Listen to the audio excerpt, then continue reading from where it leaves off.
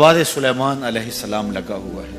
بلقیس ملک سبا سے حاضر خدمت ہونے کے لیے چل پڑی۔ جب بالکل قریب آ گئی اور حضرت سلیمان نے اپنے درباریوں سے کہا کہ مجھے تخت بلقیس چاہیے، جنوں میں سے بڑا قوی ہیکل ایک جن نے کہا حضرت یہ خدمت میرے سپرد رہی، میں لے کر آتا ہوں۔ کب لاؤ گے؟ اس نے کہا کہ میں دوپہر تک لے آؤں گا۔ وہ کوئی 7 والی گلی میں نہیں پڑا ہوا تھا، وہ 1 مہینہ جاتے ہوئے لگتا تھا، 1 مہینہ آتے ہوئے لگتا تھا۔ کوئی چھوٹی سی ڈبیا ہو جیب میں ڈال کے لے آنا ہو تو پھر بھی 2 ماہ چاہیے، لیکن وہ تخت 60 ہاتھ چوڑا تھا، 80 ہاتھ لمبا تھا۔ شرن جب ہاتھ کا لفظ بولا جائے کہ اتنے ہاتھ لمبا تو وہ کونی تک ہاتھ ہوتا ہے۔ یہ 1.5 فٹ کا آج کل ہمارا ہاتھ ہے، جب لوگ بڑے ہوتے تو سائز بڑا ہوتا ہوگا۔ تو بغیر کسی مزاحمت میں اس کو کاٹ کے بھی لانا ہو تو سال چاہیے، لیکن وہاں تو پہلے کھڑے ہیں۔ تو جن نے کہا کہ میں دوپہر تک لے آتا ہوں۔ بہت بڑی پیشکش تھی نا، لیکن حضرت سلیمان نے کہا نہیں، مجھے اس سے بھی پہلے چاہیے۔ شان ہے نا، مجھے اس سے بھی پہلے چاہیے۔ وہ تو آ گئی ہے اور اس کے آنے سے پہلے چاہیے۔ اب جندوں میں جو سب سے طاقتور تھا اس نے تو اپنی پیشکش رکھی کہ میں تو اتنا کر سکتا ہوں کہ دوپہر تک لے آؤں۔ تو ایک شخص کھڑا ہوا جس کے سینے میں کتاب اللہ کا علم تھا، اور وہ آپ کا امتی تھا، آپ کا مقتدی تھا، آپ کا غلام تھا۔ وہ کھڑا ہو گیا اور اس نے پیشکش کی، حضرت یہ ذمہ داری میری رہی، میں لے کے آتا ہوں۔ میاں وہ جن تو دوپہر تک کا وقت دے رہا ہے، تم کتنی دیر میں لاؤ گے؟ آصف بن برخیہ جواب دیتا ہے، انا آتی کا بہی قبل ان یرتد الیک طرفک۔ آپ آنکھ بعد میں جھپکیں گے، تخت پہلے پڑا ہوگا۔ حضرت سلیمان نے بھی آنکھ نہیں جھپکی، تخت سامنے پڑا تھا۔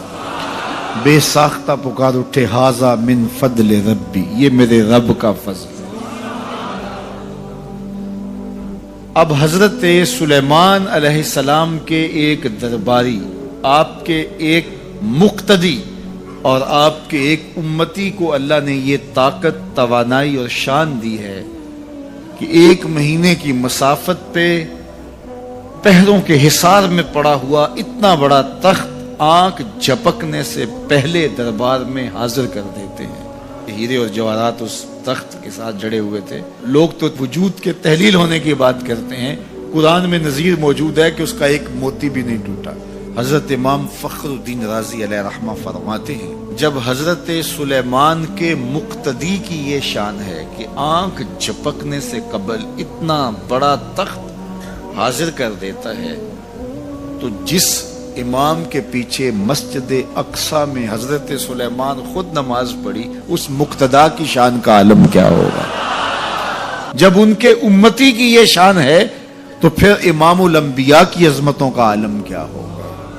تو آنے واحد کے اندر تخت بلقیس کا حاضر کر دینا یہ نظیر ہے اس بات کی کہ ایک جگہ سے دوسری جگہ مختصر وقت کے اندر منتقل ہونا یہ کوئی مسئلہ نہیں ہے۔ اللہ کے محبوب نے ارشاد فرمایا کہ میں نے کچھ لوگوں کو دیکھا کہ ان کی زبانیں لوہے کی کینچیوں سے کاٹی جا رہی ہیں۔ تو میں نے پوچھا جبریل یہ کون لوگ ہیں؟ تو کہا حضور یہ آپ کی امت کے فتنہ پرور خطیب ہیں، جو کہا کرتے تھے ان کا اپنا وہ عمل نہیں ہوا کرتا تھا۔ لوگوں کے اندر فتنہ اور فساد بپا کرنے والے لوگ، جن کی زبان کی تلخیاں معاشروں کے اندر تفریق پیدا کرتی ہیں، بھائی بھائی سے لڑ پڑتا ہے، میاں بیوی کے درمیان تفریق پیدا کر دیتے ہیں، نفرت کی چنگاریاں ان کی زبان اگلتی ہے، اور ان کے لہجے لوگوں کے اندر تفریق، تشدد، افتراق اور فرقہ بندیاں پیدا کرتے ہیں۔ تو ایسے لوگ قیامت کے دن ان کی زبانیں لوہے کی کینچیوں سے کاٹ دی جائیں گی، جس کی صورت اللہ کے محبوب پہلے ہی ملاحظہ فرما چکے۔ اللہ کے محبوب علیہ السلام فرماتے ہیں، میں نے ایک منظر دیکھا کہ ایک سوراخ ہے، اس سے ایک بیل نکلتا ہے، نکلنے کے بعد دوبارہ گھسنے کی کوشش کرتا ہے لیکن گھس نہیں پاتا۔ جبریل نے کہا کہ حضور یہ ان لوگوں کی مثال بیان کی ہے جو زبان سے بڑا بول نکال دیتے ہیں اور پھر دوبارہ اس کو لینا چاہتے ہیں تو پھر وہ واپسی نہیں ہو سکتی۔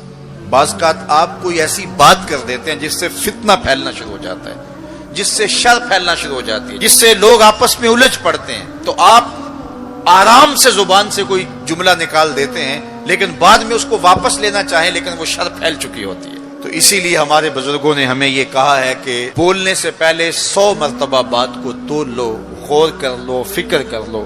کمان سے تیر نہ نکلا ہو، آپ کے پاس اختیار ہوتا ہے کہ جب چاہو اس کو پھینک لو، لیکن جب آپ کمان سے تیر چھوڑ چکے ہوں تو پھر آپ کا اختیار ختم ہو جاتا ہے۔ پھر وہ زخمی کرے، کسی کی موت کا سبب بنے یا وہ تیر ضائع چلا جائے، پھر تمہارا اختیار نہیں ہوتا۔ تو بولنے سے قبل ضرور سوچو کہ میری زبان سے نکلا ہوا کوئی جملہ اس معاشرے پر کیا اثر پیدا کرے گا۔ ہر بندے کو اس وقت بولنے کی جو لت ہے، اور آج کل تو وہ سوشل میڈیا کے اوپر جو من میں آیا تنہائی میں وہ لکھ دیا، اور لکھ کے معاشرے کے اندر لوگوں کے اندر وہ چیز وائرل کر دی، جس طرح کی تصویر چاہا ڈال دی، لیکن پھر بعد میں وہ آپ کے اختیار میں چیز نہیں رہتی ہے۔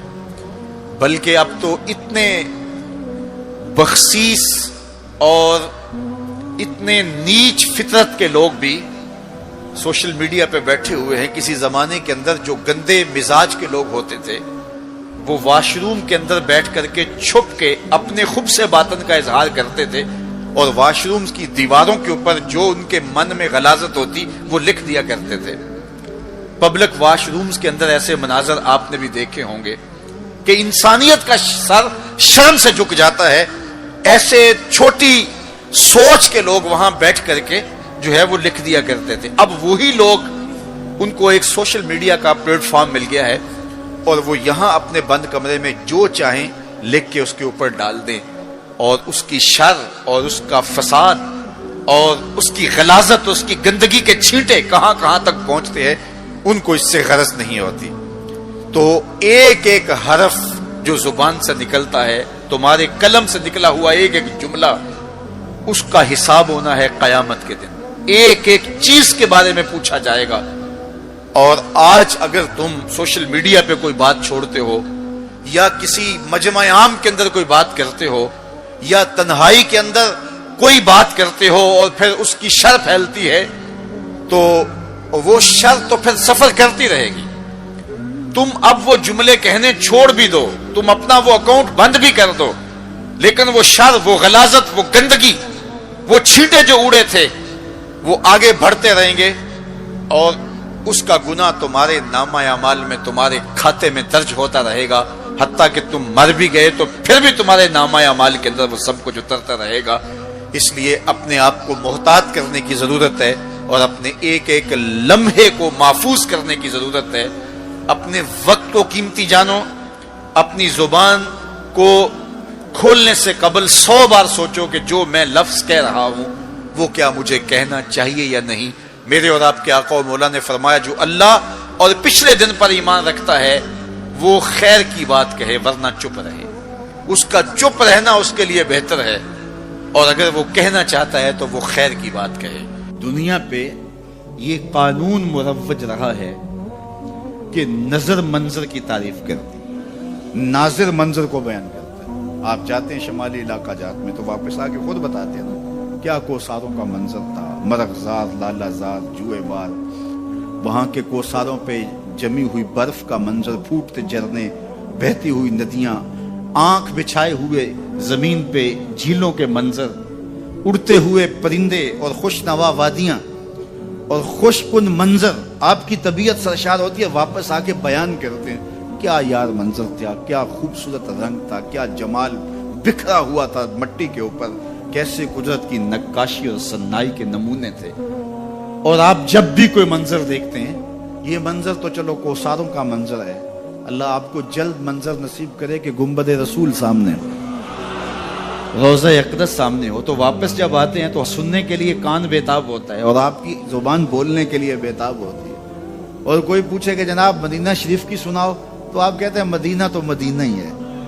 تو وہ منظر آپ بیان کرتے ہیں، ان گلیوں، ان سنگریزوں کا حسن اور جمال بیان کرتے ہیں، ان کوساروں کا منظر آپ لوگوں کے سامنے، کبھی کعبۃ اللہ کا منظر رکھ رہے ہوتے ہیں، مہکتا پھول خانہ کعبہ ہے، مہکتا پھول خانہ کعبہ، اور اس کی چاروں جانب تتلیاں ہیں، وہ طواف کا منظر آپ بیان کرتے ہیں۔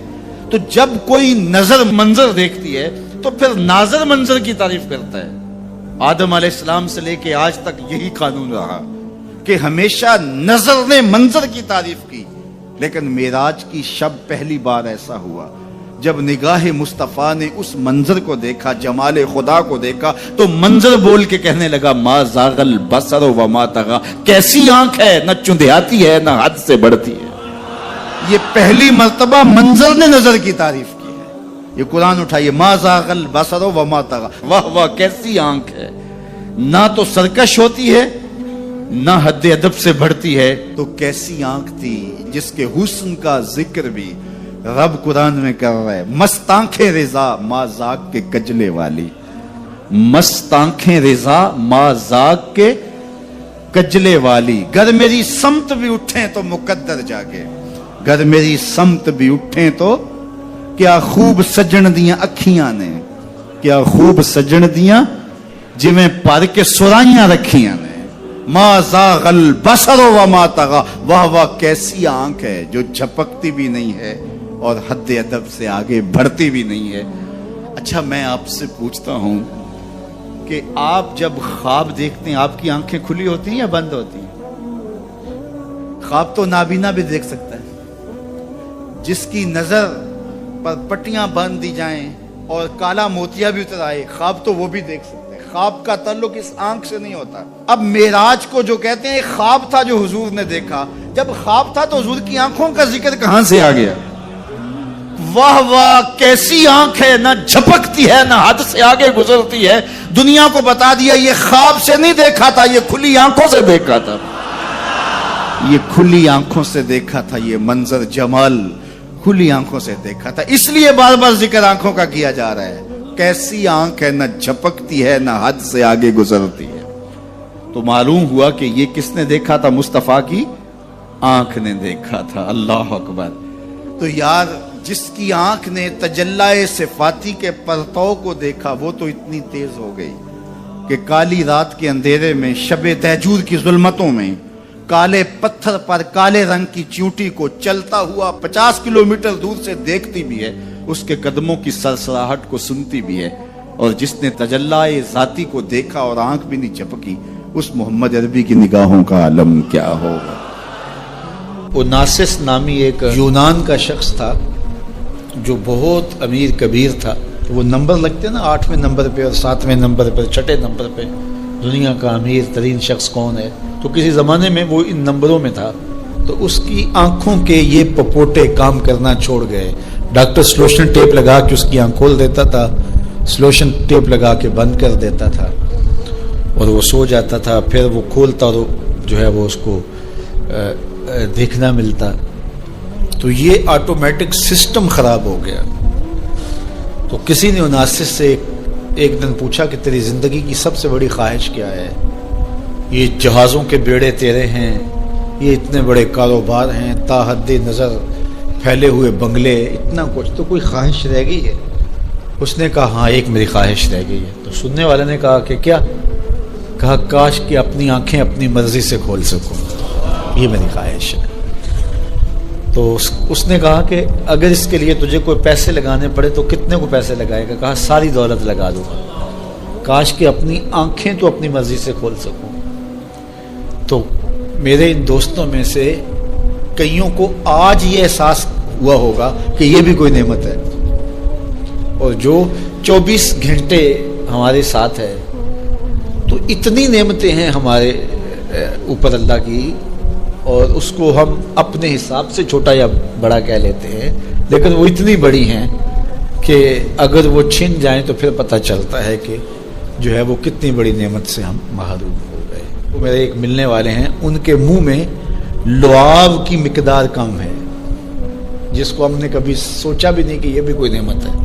یہ قدرتی گریس ہے جو منہ کو تر رکھتی ہے اور بولنے میں مدد ملتی ہے, اور نظام انہضام کو اس سے بہت زیادہ فائدہ پہنچتا ہے. لیکن ان کا مسئلہ کیا ہے کہ مقدار کم ہے. تو اب وہ 5-7 منٹ نہیں بول سکتے, بولیں گے تو جو ہے وہ سارا منہ خشک ہو جائے گا. میاں مسئلہ کیا ہے؟ لعاب کم آتا ہے, لعاب کی مقدار تھوڑی ہے. تو کبھی اس کو بھی کسی نے نعمت سمجھا، لیکن یہ کتنی بڑی نعمت ہے۔ وہ کسی علاقے میں انہوں نے یہ کیا کہ یہ مینڈک نہیں ہوتے، مینڈک، یہ انہوں نے وہاں سے ختم کروا دی، دوائی ایسی ڈالی کہ یہ آواز نکالتے ہیں، یا اس طرح وہ مسئلہ ہوا۔ تو اب کیا ہوا کہ چاول کی فصل پر ایسی سنڈیاں آ گئیں کہ جس کا کوئی علاج ہی نہیں تھا۔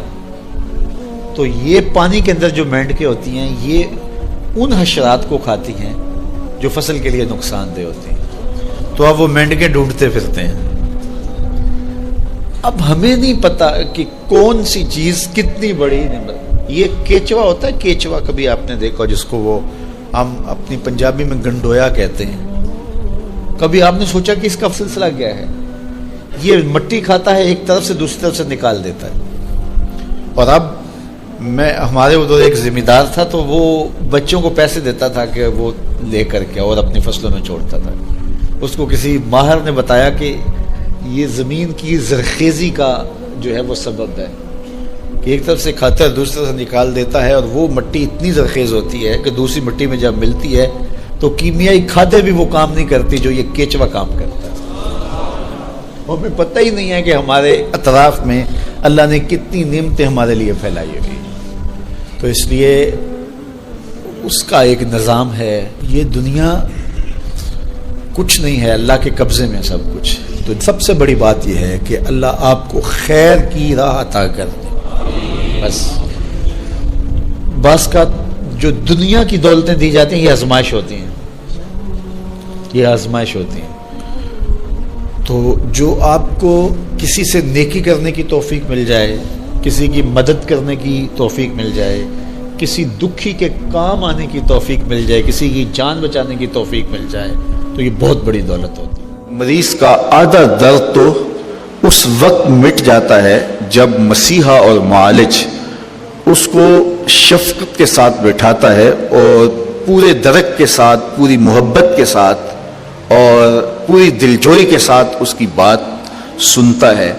اگرچہ جو ڈاکٹر ہے اس کو مریض کے بولنے سے پہلے ہی بہت ساری چیزوں کی سمجھ آ چکی ہوتی ہے، اور وہ یہ سمجھتا ہے کہ جو یہ بتانا چاہ رہا ہے وہ مجھے معلوم ہے، تو میں اس کی بات کیوں سنوں جبکہ مجھے سب کچھ معلوم ہے۔ لیکن محض اس کی دلجوئی کے لیے جب آپ اس کو وقت دیتے ہیں تو اس کے مرض کا یہ بھی علاج ہے، اور اس سے اس کو تسکین اور راحت پہنچے گی۔ ٹوٹے اور شکستہ دل لوگوں کے لیے محبتیں پیش کرنا اور ان کی بات سننا، اگرچہ وہ ہماری دلچسپی کی باتیں نہ ہی ہوں اور نہ ہی ان چیزوں کی ہمیں ضرورت ہو، محض اس کی دلجوئی کے لیے، تو یہ اللہ تعالیٰ جل شانہ کو بھی بہت پسند ہے۔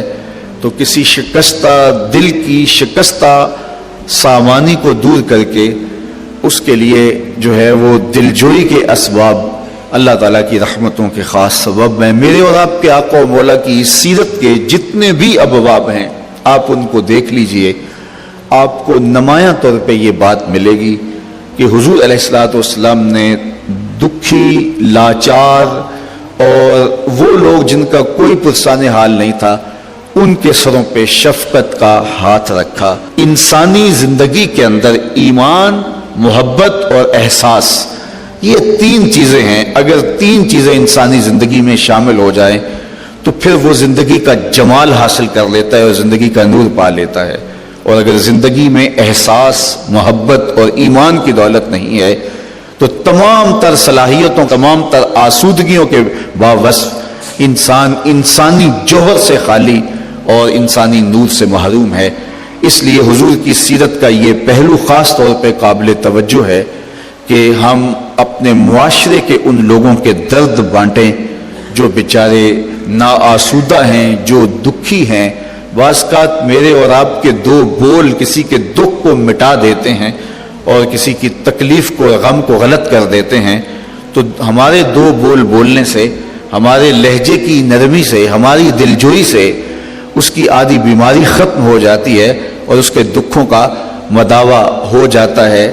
اس کائنات کے اندر پھیلے ہوئے دکھوں کو ہم سمیٹ نہیں سکتے، لیکن ایک دکھ ہوتا ہے، بیماری ہوتی ہے، ایک اس کی تلخی اور اس کی تکلیف ہوتی ہے، ہم کم از کم ان تلخیوں کو تو فوراً ختم کر سکتے ہیں، اور اگر معاشرے